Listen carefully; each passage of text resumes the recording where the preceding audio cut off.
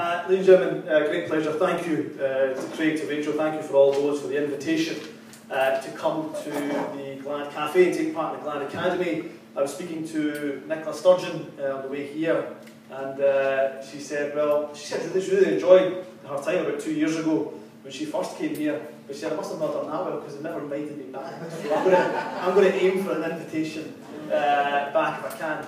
I was asked to speak for about 40 minutes, but I'm going to cut that down to about 20 minutes for a number of reasons. One, so I can get more questions that you may well have. Secondly, it's Ramadan, and I've not eaten since 2 or drunk anything since 2:30 this morning.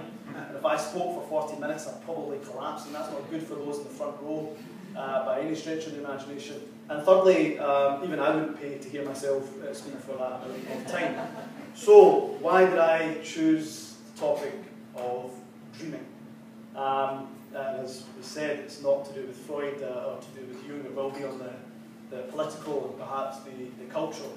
But to understand, well, I've spent my whole time my whole life as a dreamer. I think most of us probably have in one way, shape or form. I have to go back to when I was in school. A conversation would often go, Humza, what was the answer to the question, Humza? Shakespeare? No, Mary Shelley's monster was not Shakespeare. Frankenstein, Humza, pay some attention, Frankenstein. And so I would have those conversations where I'd be lost in class. The parents' evening was much the same. Some teacher and others saying, Mr. Yousaf, he's clearly a bright boy, but he's been told off more times for daydreaming than I've had fish suppers. So can you maybe do something about it?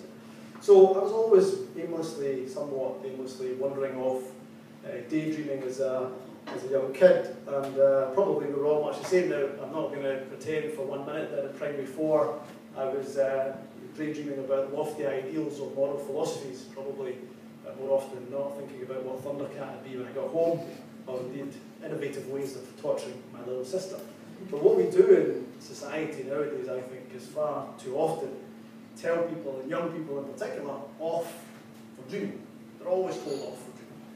In fact, entrepreneurs, many of those who have a lot of ambition, have often been told, look, it's just a pipe dream. Give it up. Your head's in the cloud. Stop dreaming. Stop it. And I think if there was ever one message to give out to those who are still in their youthful years, and I'm way past that, it would be that never lose the ability to dream. Dreams are, for me, the most powerful force that exists in the world. It was one man's dream, as you all know, that managed to break down the barriers of racial segregation in what was the most powerful country in the world. One man's dream to do that. Dreams have, of course, influenced popular culture, as we've just heard, and we will hear later on. So I was hoping maybe you'll go for John Lennon's Imagine. There's another one, of course, a dreamer, but not the only one. Or indeed, Bing Crosby dreaming of a white Christmas, perhaps, at the wrong season for that. But dreams are powerful. T.E. Lawrence, Lawrence of Arabia, the great war hero but also poet, famously said that all men dream, but not equally. Those who dream by night wake and find that in the dusty recesses of their minds that it was mere vanity. Those who dream during the day, the dreamers of the day, they are the most dangerous of men. For when they open their eyes, they act on those dreams and make them possible. Closer to home, here in Scotland, we are a nation of dreamers. Of course we are. Our history is littered with dreamers, those great inventors and innovators of the modern world. From the invention that we helped, of course, whenever we travel, I'm Minister for External Affairs in the Scottish Government. I take great pride in being able to travel across the world, probably annoying the pants off my host by telling them that we invented everything possible that's in the room, from the telephone, television, tarmac, penicillin, pneumatic tyre, steam engine, right the way through to the modern day and age, of course. Dolly the sheep, had to be a sheep, I know. Dolly the sheep, even Grand Theft Auto 5, created here in the northeast, kids here in Scotland, in the northeast and in Dundee. Well, I'm never sure if that's a good or bad one. But of course, that could only happen because these men and women were great dreamers. John Logie Baird, he had to be a dreamer. Yes, he was an engineer, but he had to be a dreamer. How else could you visualise or think of transmitted into a small box in your living room in the early 1900s. You couldn't do that if you weren't a dreamer. So we are a nation of dreamers, most definitely. In fact, Akira Kurosawa, a Japanese director, often said in one of his quotes that man is a genius when he's dreaming. In fairness to John Logie Baird, he probably never dreamt up my big fat gypsy wedding, mind you, or snog marry or avoid, but nonetheless, he was a dreamer, and all those great innovators and inventors were dreamers. So, as a nation, we're a nation of dreamers. Personally, I told you I'm a dreamer, but I owe my very life, my very existence, my very being here in this spot, I owe that to a family heritage and history of dreamers. My one grandfather came from a small village in the Punjab, in a place called Mir Chinnal, which none of you will have heard of, because I certainly haven't. While I was growing up and being told this story, but my grandfather was a tailor from the Punjab after the years of partition. He dreamt of a better life. He had a difficult life. He was, although a tailor, although he had a profession, it wasn't an easy life for him. The 5 children he had, and his wife, it was a difficult life, one that was fraught with poverty. But he dreamt of a better life, and yes, he knew there was going to be obstacles because this country he'd never heard of. And funnily enough, he tells me the story, a slight tangent here, that when his friend had come back from working in Scotland, he worked in the Clydebank Singer sewing machine factory. It's no longer there, but he worked there for a few years. And his friend came back to the same village to visit the friends and family, and he said to my grandfather, you need to come over. So you've got to come over to Scotland. He said, there's jobs there, the people are great, you've got to come. And he goes, I know you've been thinking about it. So my grandfather said to him, yeah, he goes, I have. And he goes, I think I'll make the journey, buy the tickets and I'll come over. And he said to him before he left it, Scotland, which part of London is that? Little did he know that Burke is Nationalist grandson and many generations in the future. But he dreamt of a better life, and so he made that journey, a difficult, arduous journey, and he came here and he arrived here.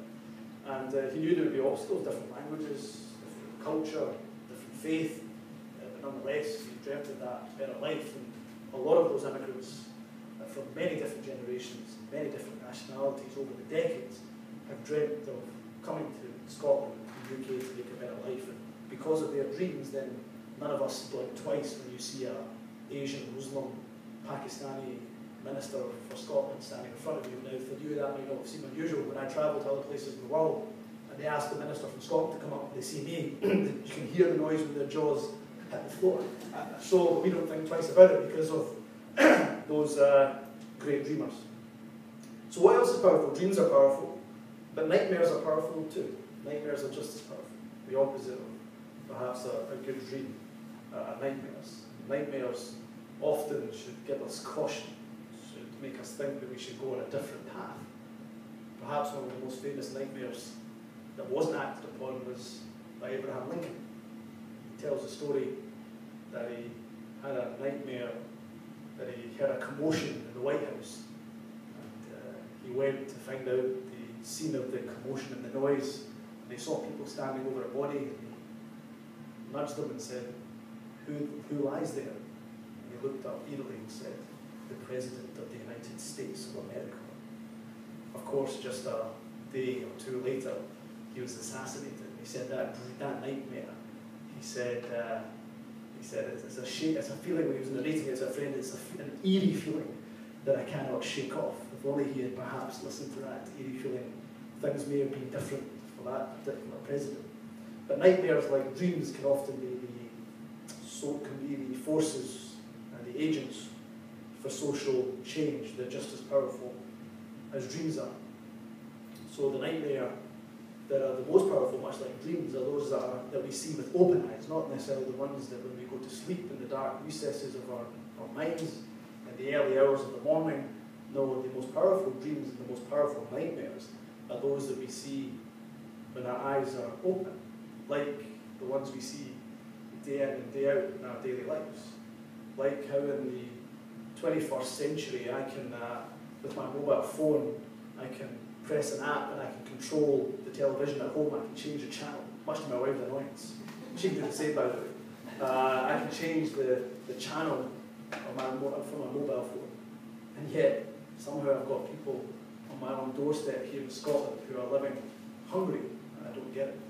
It's got to be a nightmare when we live in a country that's as wealthy, that's as plentiful as ours, but too many are still having that nightmare of having to choose between heating and eating. I do a lot of my work in the east end of Glasgow, and I opened not one but 2 food banks within a mile radius of each other just a few weekends ago. Crazy. Here in the 21st century, in Scotland, we have all the wealth, we have all the human intellect, all the resource that we have, and yet there's tens of thousands of people not being able to feed their family here in Scotland. When I was growing up as a young boy, Mum would take us to the supermarket, and she'd make us buy tins of soup and we'd put them in the trolley. And this was when I was quite young, in the early 90s, and I was going to Somalia, because if you remember there was a famine in kind of 1991, 92 in Somalia, and the food was going over there because of the famine that was taking place. And now I'm dropping the tins of cans and beans and soup and pasta, dropping them in the same supermarket, in the same trolley, but they're not going to Ethiopia or some foreign land. They're not going to Ethiopia, they're going to Easterhouse. I don't get it. For me, that's a nightmare. The nightmare I see with my eyes wide open is when I see the 85,000 people that are being hit by the iniquitous bedroom tax, a tax that is being devised to hit those that may want to move to a smaller house, but the state hasn't built enough smaller houses, so they've been punished for it. I was seeing the narration of the nightmare of one gentleman, again from the northeast of Glasgow. He was telling me because of his MS, he's incontinent, and so he has 2 bedrooms, so when he soils himself at 2, 3 in the morning, he doesn't have to flaff around and try to change the sheets. He can quickly go to the bedroom next door, go back to sleep, and he'll take care of the sheets in the morning. But he's being threatened with eviction because of this iniquitous tax. That's a nightmare. The 850,000 Scots that we currently have in poverty at the moment, 850,000 Scots in poverty. That's not a statistic, that's real life. That's people's, there's a human life, a human face behind each of those statistics. The 100,000 additional children that are expected to be thrust into poverty by 2020 here in Scotland. But what about those who flee a nightmare scenario from another country?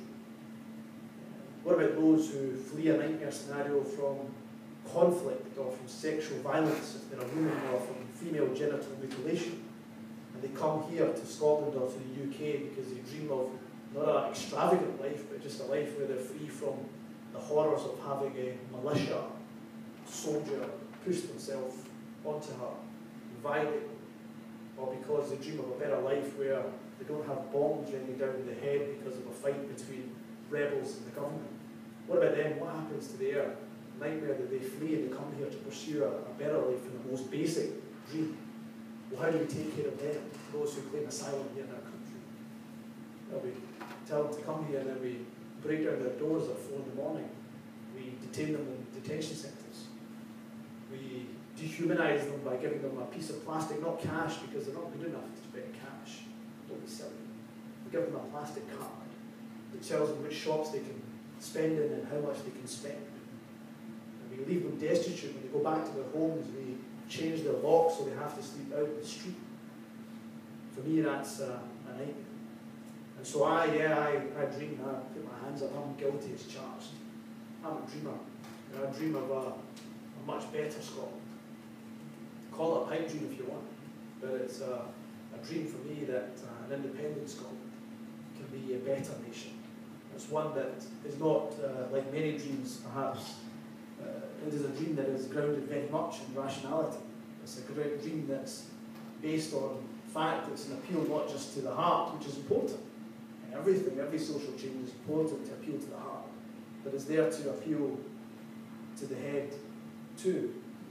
For me, this debate is fascinating, and I was saying that, very rarely do people want to talk to me as a politician. Usually when I do campaigns, most folk can't wait to slam the door in my face. Somehow they always seem to have guests around at that particular time, or the tea's always on. What do you mean the tea's on? It's only 2:30. TV's always on. But to come here on a Sunday afternoon before the World Cup, we've got people not just wanting to talk and to converse, but paying to do so. Well, something definitely is happening in the air. And for me, this debate is the most important debate this country has ever, and probably will ever have. And for me, it's a dream that's based, as I say, on nationality, because for me, Scotland very much can be a better country. We have the resources to be able to fulfil those dreams. Scotland would be, for example, the 14th wealthiest country in the world, in the OECD, compared to the UK, which would be in 18th. We have exports worth 25 billion. Whisky alone, 6 billion. I don't know what that says about the rest of the world, but hey ho. It's 24 billion pounds of exports. 24 billion barrels of oil and gas. 25% of Europe's wind energy potential here in Scotland. 5 of the world's top 200 universities based here in Scotland, a country of our size, better than any other country per head, per capita in the world. And some of the best life science technology companies in the world. If we can't fulfill that dream, we can't make it a reality, we can't make it work, then there's no other country in the world that I think can make it work. Our dream is one to have of Scotland where our greatness is not measured by our military might or economic wealth, but it's done and deciphered and judged by how we treat the most vulnerable, where the rights of every single citizen, regardless of wealth, status, or postcode, those rights are there for the first and last citizen of this country, that they have equal opportunity in life.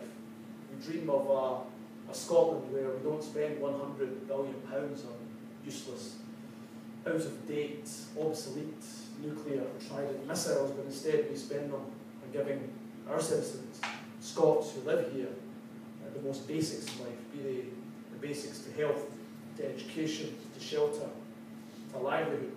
There's a dream that we can have a Scotland where mothers are not punished for having a child.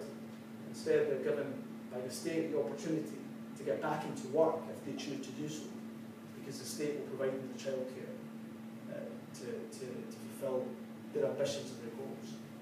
We have a dream that Scotland's global contribution is not measured by its military superiority or the fact that it wants to be a superpower of the world, but it's a champion for peace, not aggressor, but a voice of fairness.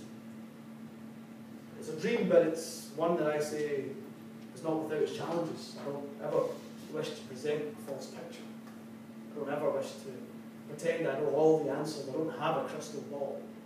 I can't tell you what the growth figure of an independent Scotland is going to be in 2025. I couldn't tell you what it's going to be in the UK, frankly, in 2025 either. I can't tell you that. Some questions I know the answer to. There's some that I know that even though I don't know the answer, I've got enough belief in Scots to make the right decisions, because that ultimately is what this debate is about. More than anything else, the debate on Scotland's future is about who is best placed to make decisions about this country. Is it those who live here, or is it somebody else? And for me, those who live here, because you care the most about your country, you have the most invested in this country, there's nobody better placed to make decisions about Scotland than those who care the most about it. And there will be challenges, there will be difficult times, not everything will be rosy, we won't all be holding hands and singing Kumbaya, and the sun won't always be as nice and shiny as it has been over the last couple of days. But all I know is that in good times or bad times, I would rather have all the powers and all the levers in my own hands. I'd rather keep the wealth that this country generates to spend on what we think are their priorities, the basics that every person should have. They'll leave that at the whim of the electoral cycle of another government.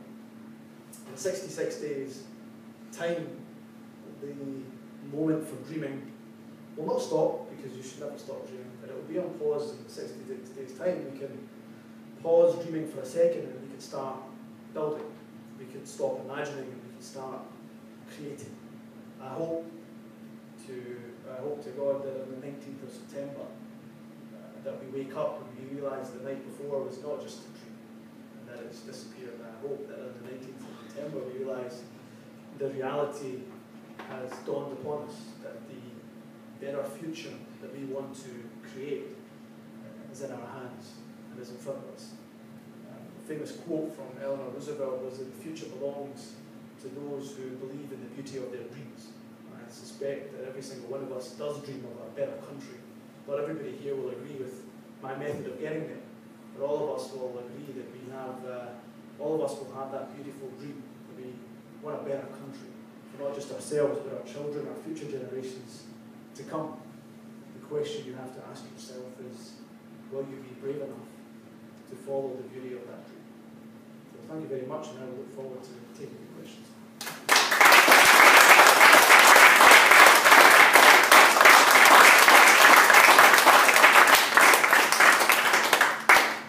Now go easy on me, as I said, it's Ramadan, right? So I'm happy to just, I'm fine to just take questions and hands. Is that okay? Good. So feel free to crack on and let's get the conversation going. Otherwise, I assume you're all converted and I've done my job. Okay.